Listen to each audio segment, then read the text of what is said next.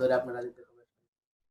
জি, আমি প্রথমে ছাত্র রাজনীতি প্রায় 17 বছর পূর্বে, ফিক্সড ডেটটা মনে নেই, কিন্তু আমি ছাত্রদল এসেছি আমাদের কোনাবাড়ি মেট্রো থানা বিএনপি সংগ্রামী সাধারণ সম্পাদক বাবুল হোসেন বাবুল ভাই, তার হাত ধরেই হাতে করি ছাত্র রাজনীতি।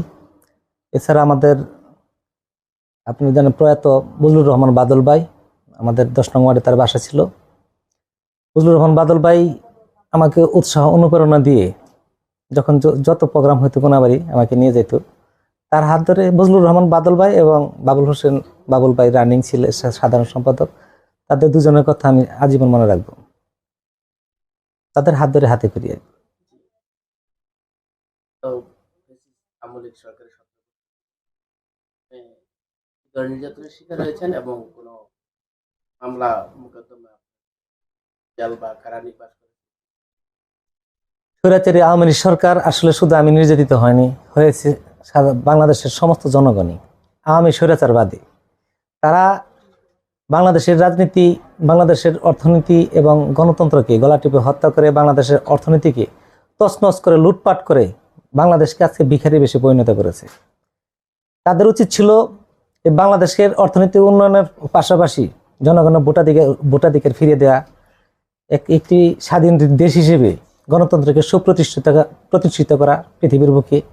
কিন্তু তারা তা না করে তারা লুটপাটে জড়িয়ে গেছিল, যার ফলশ্রুতিতে তারা নিজেদের ভুল যখন বোঝার পূর্বেই সাধারণ বাংলাদেশের মানুষ যখন তাদের উপর ক্ষিপ্ত হয়ে তাদের প্রতিশোধ পরায়ণ এবং তাদের বিরুদ্ধে আন্দোলন সংগ্রামে যখন লিপ্ত হয়ে পড়ছে, তখন অটোমেটিক তাদের জানমাল নিয়ে তিনি আজ স্বৈরাচারী শেখ হাসিনা বাংলাদেশ থেকে পালিয়ে তার মোদি বন্ধু ইন্ডিয়া গিয়ে আশ্রয় গ্রহণ করেছে। সবাই তো আর দেশ থেকে পালাতে পারেনি, কিন্তু আওয়ামী লীগের অনুসারী যারা রয়েছে, তাদের অনুসারী যারা রয়েছে, তারা কিন্তু আমাদের সাথে মিলেমিশে এখন আছে ছদ্মবেশী হয়ে। তারা যে কোনো মুহূর্তে এই বাংলাদেশকে ক্ষতি করার জন্য, বিএনপিকে ক্ষতি করার জন্য এবং অন্যান্য শরিক দল যারা আছে সকলের সাথে মিশে রয়েছে। এবং আবারও রাজনীতির মধ্যে একটা নৈরাজ্য সৃষ্টি করার জন্য তারা যে কোনো মুহূর্তে যে কোনো দুর্ঘটনা ঘটাতে পারে। সেদিকে আমরা সদয় দৃষ্টি রাখবো এবং স্বৈরাচারীর শাসন যেন বাংলার মাটিতে আর কখনো মাথাচাড়া ধরতে না পারে, সেদিকে আমরা দৃষ্টি রাখবো। এবং আপনারা জানেন বিগত 17টি বছর শুধু আমি নয়, আমি 4-5টি মামলা খেয়েছি, জেল খেটেছি, কিন্তু তারপরেও শুধু সেটা আমি জাহির করবো না। এই কারণে আমাদের যারা সিনিয়র পার্সন রয়েছে, দেশনেত্রী বেগম খালেদা জিয়া, তাকেও মিথ্যা মামলা দেওয়া হয়েছিল। তিনি অবরুদ্ধ ছিল দীর্ঘ সময়। তার একটি ছেলে হারিয়েছে, আমাদের আরাফাত রহমান কুকু ভাই, তারেক রহমান, তাদের দুজনকে রিমান্ডে যে পরিমাণ 111-এর সময় যে পরিমাণ তাদের উপর নির্যাতন করা হয়েছে, এই তারেক রহমানের মেরুদণ্ডের একটি হাড় চির ধরেছিল। দীর্ঘ চিকিৎসার পর, লন্ডন চিকিৎসার পর সে আস্তে সুস্থ হয়েছে। আমরা অচিরেই আমরা আশা করব মামলা হামলা দেখে বিএনপির নেতাকর্মীরা কখনো ভয় পায় না, আমরাও পাই না। কাজে আমরা যারা জেল খেটেছে, জেলের ভিতরে গেলে আলাদা একটা জগৎ। এখানে আমি মনে করি প্রতিটি নেতাকর্মী যারা নেতৃত্ব দেবে বাংলাদেশের সবারই একবার হলেও জেল খাটা দরকার। ভিতরে যে একটা পরিবেশ, এটা বাইরে থেকে কিছু বোঝা যায় না। ওইখানে গেলে আমার মনে হয় ওইখানে আরেকটা সংসদ ভবন রয়েছে। ভিতর থেকেও মানুষ যারা রিসার্চ করে রাজনীতি, অনেক বড় বড় অনেক নেতাকর্মী রয়েছে, তাদের কাছ থেকে আমরা অনেক কিছু শিখতে পারছি।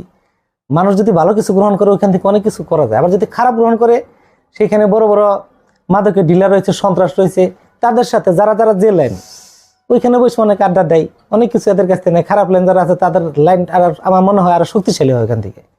কাজেই আমরা যেহেতু ভালো লাইন করছি, রাজনীতির নেতৃকর্ম যারা রয়েছে নেতাকর্মী, ভিতরে যাবার পর তাদের একটা আলাদা সম্মানও আছে ভিতরে।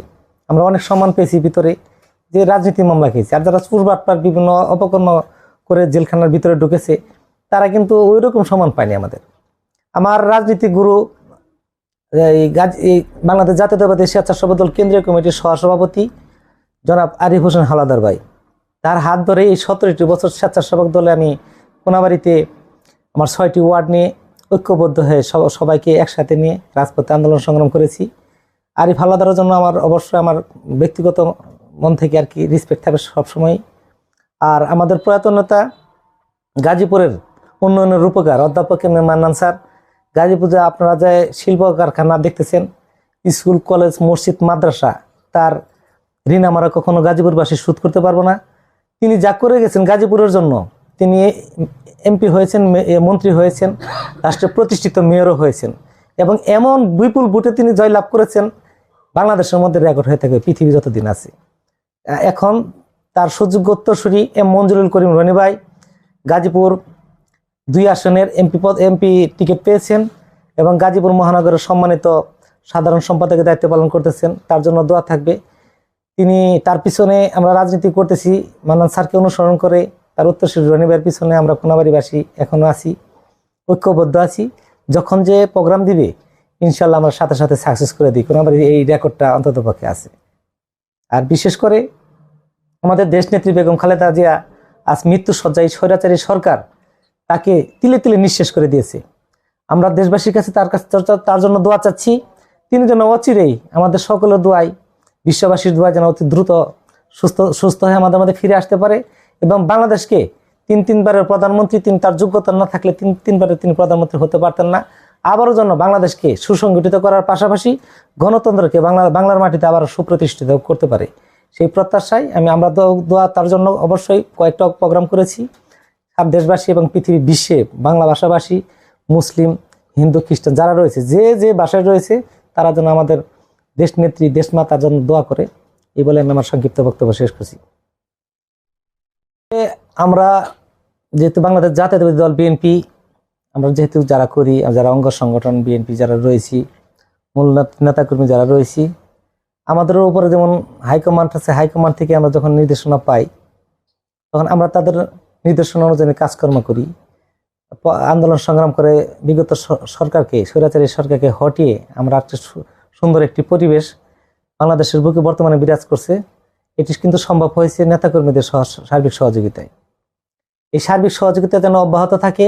দল যাকে নমিনেশন দিবে তার পিছনে আমরা রাজনীতি করব, সে A to Z যেই হোক। তবে কারো বিরুদ্ধে কোনো যদি কমপ্লেন থাকে, সেটা যদি আইনগতভাবে যদি কোনো আমাদের নেতাকর্মী যারা রয়েছে তারা যদি দোষী সাব্যস্ত হবে সেটার পরের ব্যাপার। কিন্তু দল যাকে নমিনেশন দিবে তার পিছনে রাজনীতি করতেই হবে, আমরা করবো ইনশাল্লাহ এবং করতে পারছি। বিএনপির ভারপ্রাপ্ত চেয়ারম্যান, জননন্দিত জননেতা, মাটি মানুষের নেতা জনাব তারেক রহমান, তার যে চিন্তা চেতনা, দূরদর্শী, এটা শুধু আমি এখানে ব্যাখ্যা করে শুধু তার প্রশংসার জন্য গুণকীর্তন করব না। বিশ্ববাসী দেখতেছে তিনি সুদূর লন্ডন থেকে যেভাবে আমাদেরকে বিএনপি নেতাকর্মীদেরকে গাইড করে উপর থেকে যেভাবে অনলাইনের মাধ্যমে যেভাবে আমাদের দিক নির্দেশনা দিয়েছে, হোয়াটসঅ্যাপ, ইমো, সামাজিক যোগাযোগ মাধ্যম যা আছে, তিনি যখন যে বক্তব্য দিচ্ছে আমরা সাথে সাথে রাজপথে আন্দোলন সংগ্রাম করেছি। যখন এই স্বৈরাচারী সরকারকে হটানোর জন্য কোনাবাড়িতে আমরা যারা আছি, আমাদের যখন হাইকমান্ড থেকে নির্দেশনা আসতে আজকে কিন্তু এটা করতে হবে, যা আমরা আমার জানার কথা কখনো চিন্তা করি নাই।